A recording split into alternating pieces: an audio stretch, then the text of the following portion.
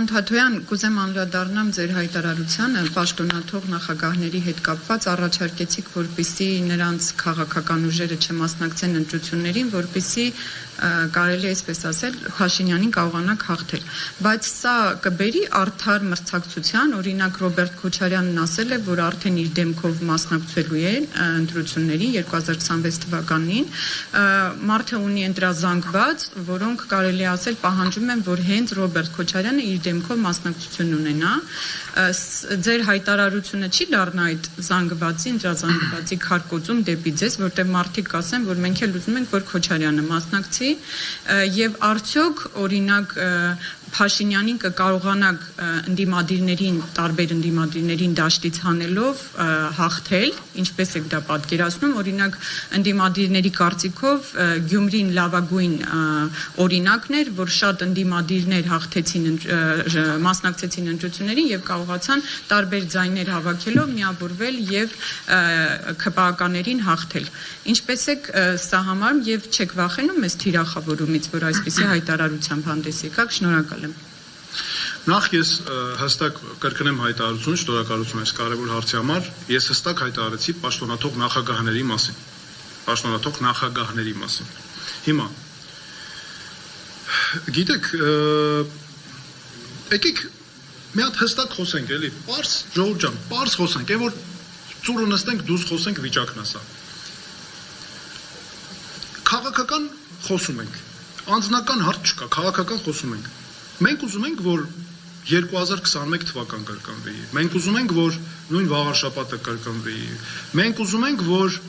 Նիկոլ Փաշինյանը ի վերջո նորից էլի վերարտադրվի եւ 2026 թվականին ինքը լինի վարչապետ։ Ոչ չենք ուզում։ Իսկ դրա մեր ժողովուրդն ա տվել դրա պատասխանը։ Մեր ժողովուրդը հստակ ասել է պաշտոնաթող նախագահներ, որևէ մեկը չեք կարող երբեք գալ իշխանության։ Հստակ ասվել է։ Եվ սա շատ հստակ է ու Փաշինյանը դա շատ լավ հասկանում է։ Դրա համար Փաշինյանը նրանցից է դարձնում իրեն հակառակորդ։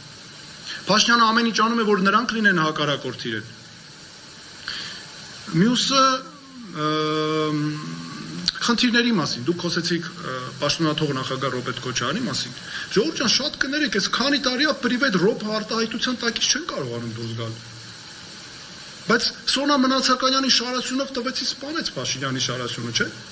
Ինչ եղավ, տեսեք ոնց է տակից դուրս գալի, ոչ մեկ հանրային օրակարգում չի էլ դա հիշում, իսկ պրիվետ ռոբը, որը շատ մարդիկ չեն էլ հիշում ընդհանրապես, ես օրինակ ուսանող եմ եղել, չէ՞, հիշում եմ, ցած անդադ փորձում եմ մտաբերել այդ ժամանակը այդպես բան կար, չկար,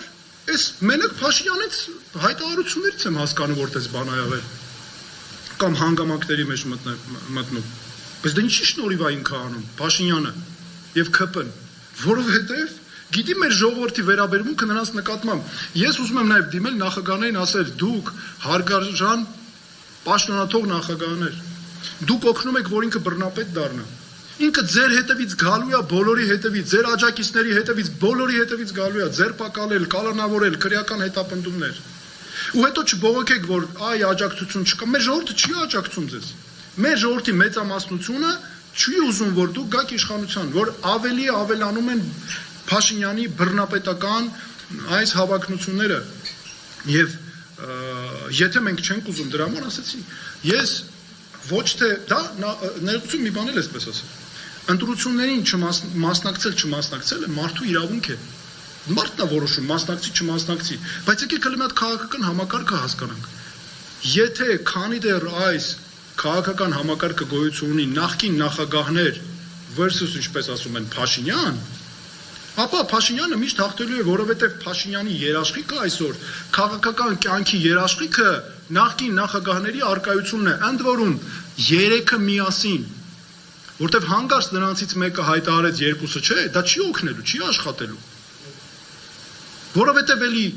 եւ ասեմ դες մի բան էլ, այդ դեպքում ընդդիմության դուք խոսում եք ընդդիմության միավորումից, այդ դեպքում ընդդիմության միավորում էլ չի լինելու։ Այս ընտրապայքարի մրցավազքի մեջ լինելու պատճառով։ Ինչ վերաբերում է թիրախավորումներին, գիտեք, այս ընթացքում դուք չեք տեսնում ես ոնց են թիրախավորում։ Էլ ինչ ասես ասում են։ Էլ քիչ ամնում ասենք մտածենք, ինչ ենք անում, գիշերները մարդ ենք ուտում, ինչ ենք անում։ Դրանից ավել էլ ինչ թիրախավորել։ Ամենավատ ձևերով ինչ հայոյանք, արժանապատվությանը կպնող ինչ ասես, էլ չասեմ ինչ բամբասանքներ են տարածում, բայց մենք ուսանանից չենք հիմա բողոքում։ Սա ես ոչ թե հիմա ինչ որ բողոքում եմ կամ ես սա ասում եմ որպես ես այն ինչ որ տեսել եմ, ինչ որ մեզ վրա զգացել ենք, թե ինչը մեզ սպասվում, հանկարծ եթե այս քաղաքական համակարգը այսպես գնա միջև ընտրություններ։ Եվ դրա համար եմ ասում, որ լուծումը կամ ճանապարհը, որ կարող է տանել դրան, միայն դա է։